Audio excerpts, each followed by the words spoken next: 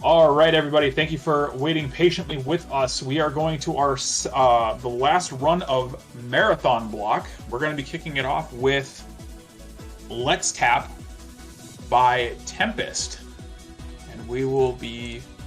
Let's kick it over to that run. See y'all over there.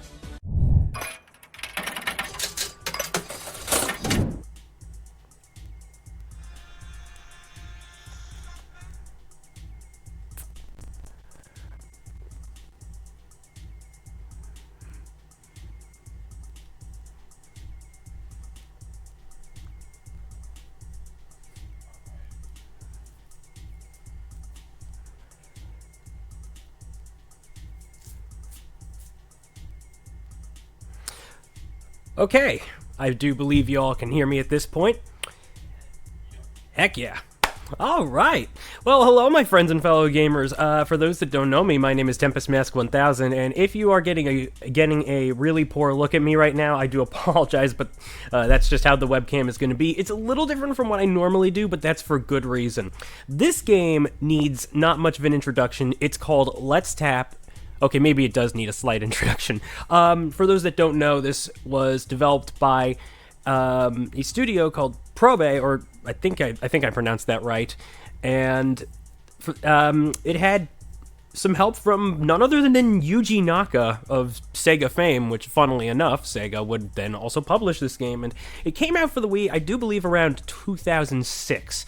So pretty sure that was around the time before Motion Plus was more of a thing. And so what this game did was it utilized Wii Remote Motion and tried to sort of emulate the idea of recognizing tapping. And so that's what this game is all about.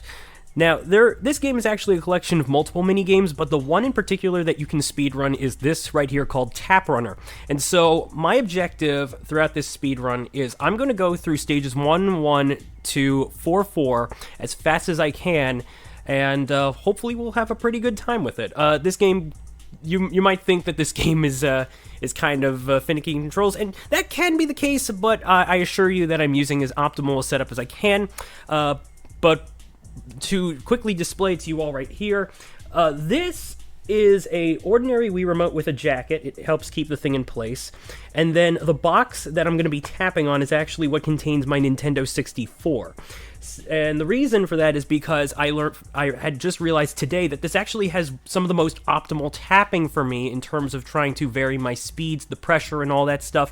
So this is actually it's kind of funny how you sort of discover things on the day of your marathon run. But yeah, and surprise, my commentator of sorts is going to be our wonderful host, DJ Fatso.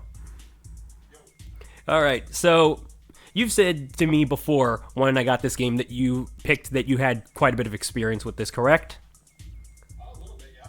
All right. Well, So you ready on time? yep, most certainly. Oh, hang on. Let's. Oops. Oh, well, the game accidentally just selected a stage. Hang on, I need to fix that. Well, that is very unfortunate. Hang on. I think this is already a sign of things to come. Okay, just got to tap all the way over to 1-1. This game has a few ways of changing the menu. You can use the Wii Remote if that's a little more convenient for you, but otherwise there is tapping involved. All right, let's begin in 5, 4, 3, 2, 1, go. All right, so here's how this is going to all play out. The game has your character's running speed determined by the intensity of your tapping. Otherwise, I want to... Oh, that's unfortunate. I already just tapped the box, so that is going to give me a bit of a false start right here, but that's no problem. Otherwise, I'll explain exactly how I'm performing the run as we go along. But yeah, so one thing I'm going to do is I'm going to tap the box hard enough with both hands to do a jump, or just tap the Wii Remote. Either one is okay. The game may tell you that there is a pop-up message that you're tapping the box a little too hard, but it is still an acceptable way to jump. And so the thing about this game is that you want to get to the goal as fast as you can. Now, if you were to start a new file of the game, how that all works is you you only have 1-1 to begin with, but as you go along, you will unlock more levels. But then the challenge... I did it again. That's 2 for 2. The challenge is that the game wants you to at least get a bronze medal within each of the 4 stages within a world in order to then unlock the next one. So running this game most optimally will be through having a completed file already, because that way you don't have to worry about doing all the stages, and that in case you have a bit of a poor performance with one of the stages and yet you want to keep the run going, you can just hit next stage with everything already unlocked. Now, the tight ropes. These are some pretty nefarious obstacles, because if you tap a little too hard, it'll cause your character to wobble, and that is obviously time loss and lead loss. So one of the nice things about the box that I'm using is that by putting my hands further to the back, I'm actually doing it in a way where my character will walk the tightrope faster, but also reduces the risk of having him wobble, which is really cool, and definitely what I would consider the lifesaver detail of having discovered that this box is pretty helpful overall. But yeah, 3 for 3. So yeah, in case you couldn't tell, this game does not want you to start moving until it says go.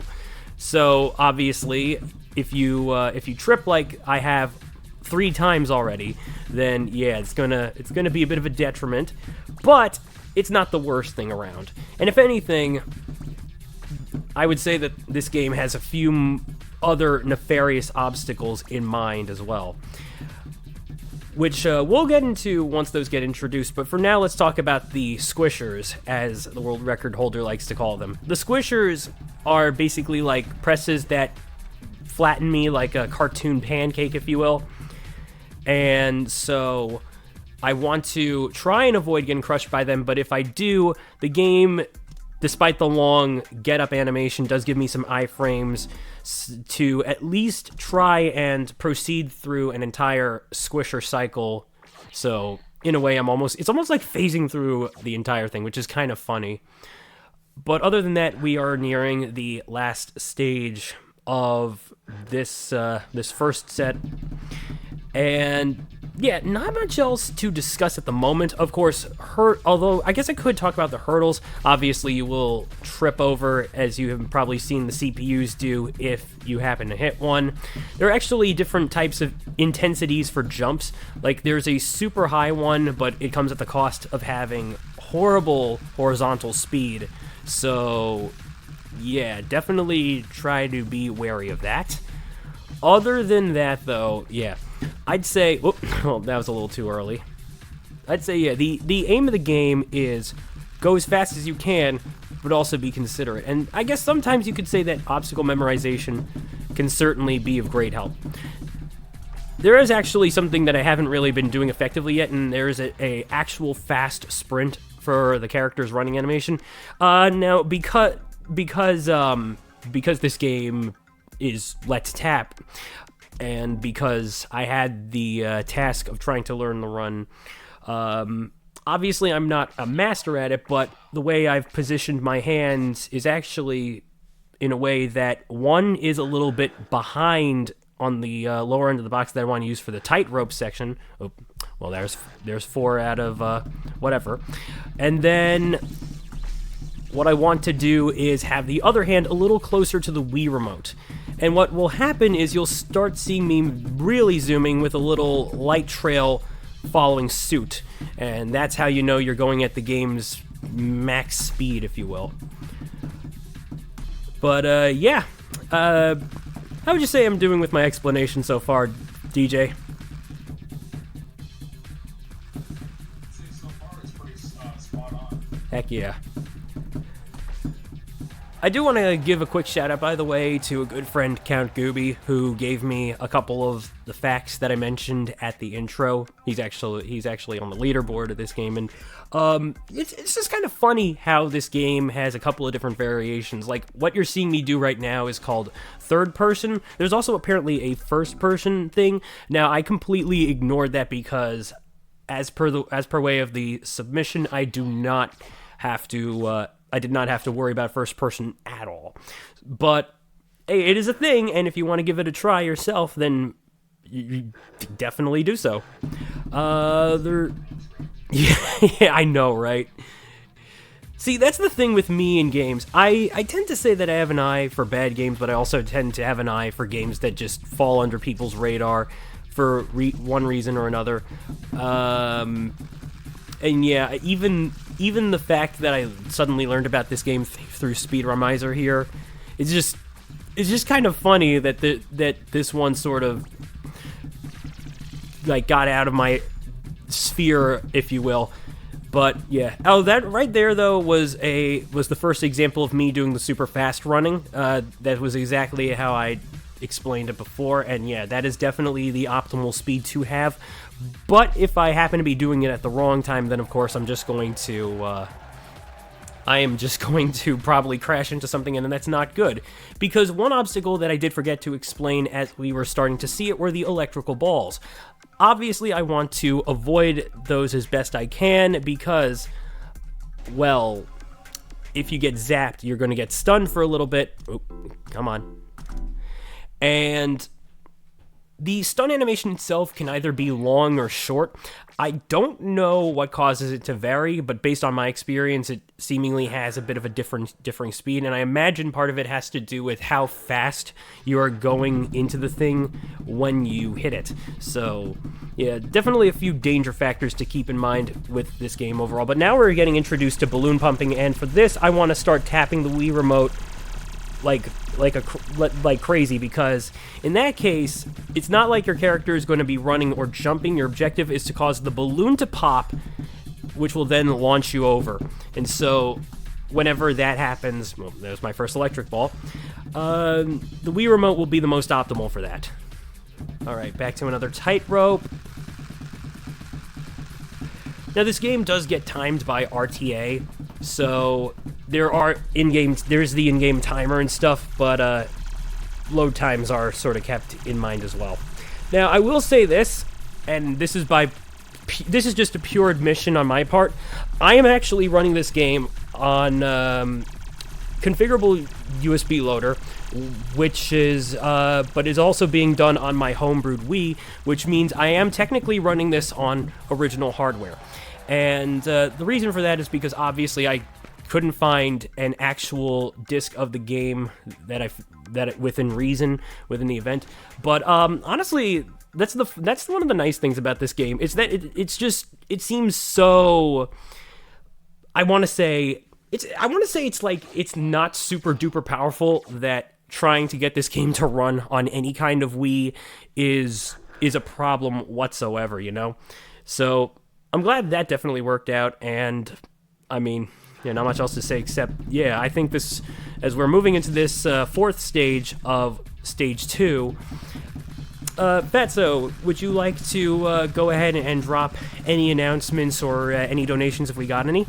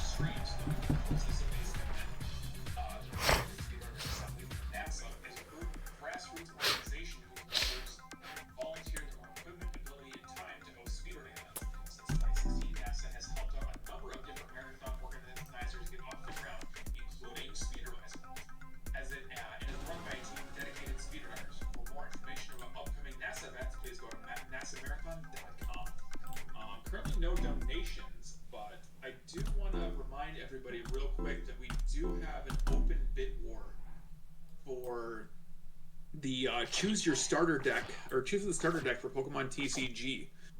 Currently, right now, it's kind of a heated battle right now. Bulbasaur and Friends is at $100 even, with Charmander and Friends at $74. And Squirtle and Friends, unfortunately, sitting at nothing. So, donate today and tell me your favorite Gen 1 starter. Squirtle is the best Gen 1 starter. Don't at me. And that's all I gotta say. I got a friend that would probably very well agree with you. Shout out to my good pal, LOZ Cards Fan 23. But yeah. Other than that, if I would, I mean, I'll tell you what.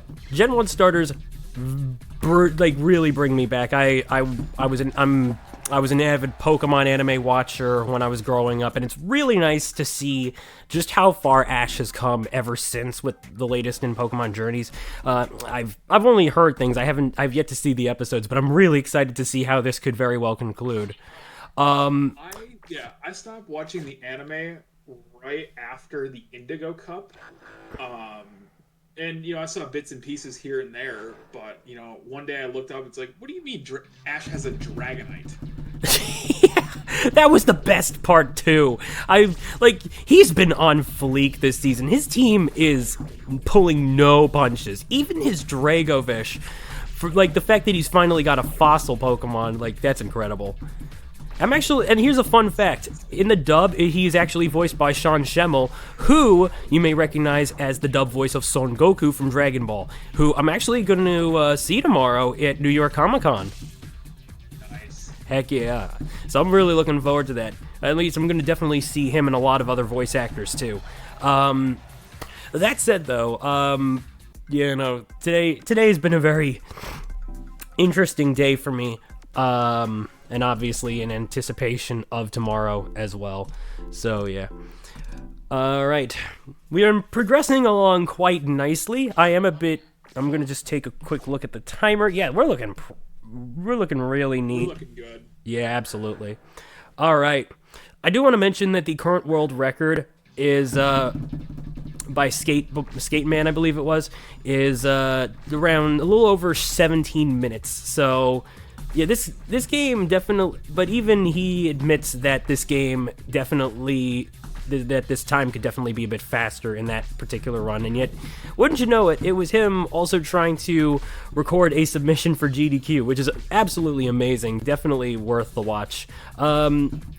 And if anyone is also curious about maybe picking up this game, there actually is a speedrun community Discord as well. So that's pretty neat that there have been enough people that have been so into this one game that I'm sure not a lot of people might have heard about and yet thought, we need to do something about this. We can make this fun. Let's bring it. Let's give it its own speed community. And well, there you have it.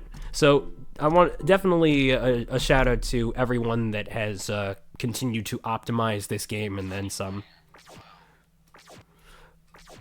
And I say that too as somebody that appreciates the principle of trying to breathe new life into a game through speedrunning, especially if it's one that not many people have played a whole lot. Like one of the games that I had recently gone on the undertaking of being a wonderful Flash platformer called Ripple.Zero. So definitely check it out, because it is still playable thanks to Newgrounds. So yeah. But allow me to explain some of the new obstacles that have come up as we got a bit casual for a good while. So, the tight ropes. I gotta be very considerate of the timing, because the launch physics are quite honestly real with those things. Like, you do not want to be on the wrong end of these things. You do not want to be on the far left side of it, but you do not want to be on the far right side either, because on one hand, you can just get launched back. On the other, you just don't get a lot of momentum. You want to be sort of a little past halfway for the best results, usually. Then there's the dash rings. Those just give you an instantaneous boost, and it's just super, super good to have. Oh, that was a speed sacrificing high jump right there. Other than that, there's the escalator that then takes you up and then down a little silly slide. And what I usually want to do is time my jump for when my character is about to go right up to the ramp, because if you do not do a jump at all, or if you just completely mistime it, then they will fall face flat on the floor, and that is obviously a stun animation, which of course is time loss. Then there's the glass walls. I just want to run through those, simple as that. And then there are the springboards that go in a certain direction. The green ones obviously push you forward, which is good, but then there are also these sets that can flash from green to red, and if you hit the red ones, they push you back. That's never fun. Oops, that was a bit too hard of a Wii Remote push, and that can happen. The thing about pausing this game is that you simply gotta, because the Wii Remote is required to be face down, then, yeah, you just gotta lift it up and it'll open up the pause menu. But technically you can also press plus and that'll do it as well. So yeah. We are currently on the third to last stage. So yeah, not a whole lot of stages in this game, unfortunately, because the more I think about this, the more I realize, hey, this would be pretty cool if there was like some sort of expansion or who knows what. But yeah, oops, oh, that was a bad jump. Oh well. So, the warp light, the little thing that I just went up, I don't necessarily think I wanted to bother with that, although, okay, there's one, and now I gotta do the balloon pumping minigame. That thing only really appears in 2 stages, oddly enough. I'm not sure why they didn't think to use it more, but yeah, it's just like a little warp vortex that just pushes you from point A to point B, and that's about it. Other than that, though, I'm just going to tap like that, keep running. I definitely want to try and see the super fast, there we go, ask and ye shall receive. Although, sadly, it did slow me down after a little bit, but hey, that's fine, because then you saw that little, hurdle placement with the shock balls that opted for a quick leap. Now, one thing that you can futz around with if you feel that your control setup isn't quite suiting your hands and your tapping control is that the options menu does allow you to make certain adjustments to the tap sensitivity, which is especially helpful because when I first was trying to futz around with this game in the learning process, I made the slight mistake of... at least with the Wii, when I was using the Wii, that is, because at first I actually was studying runs and then also trying emulation, which, don't do that, by the way. Obviously emulation and in this case would only be viable for practice or even just basically it's not allowed for leaderboards, but case in point. When using a Wii Remote with Motion Plus, you're probably going to have a bit of a hard time, which I most certainly did, especially with the tight ropes. So, yeah, not much to be said aside from that, but it is cool that there are tap sensitivity adjustments that you can make if need be. Alright, that was the second to last stage, only 1 to go, and time will be once I cross that finish line, so let's be ready on that. But other than that, DJ, what do you got to say for us? I'd say it's a pretty nice way to end a marathon block. So thank you for that. Thank you for showing this off. Oh, absolutely. Thank you for having me with this. Honestly, I do want to. I really want to give a big shout out to Toaster, whose run I unfortunately missed, but was the one that got my submission, Mega Man Extreme 2.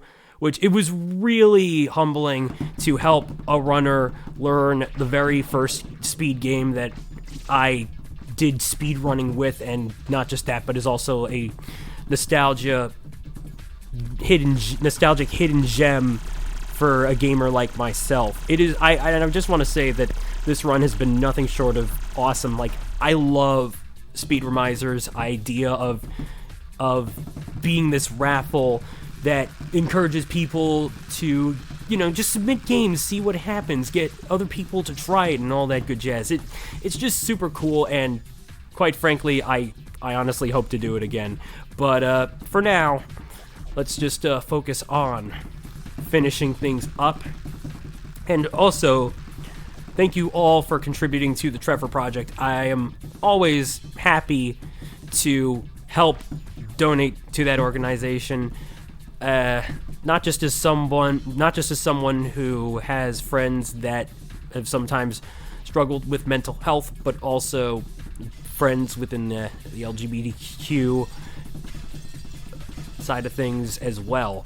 I'm always one of the things that I never get tired of as a speedrunner is the ability to contribute to all these different events with all these different communities and helping all these different charities. It never gets old, and time. It's just one of the best things I've gotten myself into ever since 2 years ago from now. So thank you all for being awesome, and yeah, that's Let's Tap.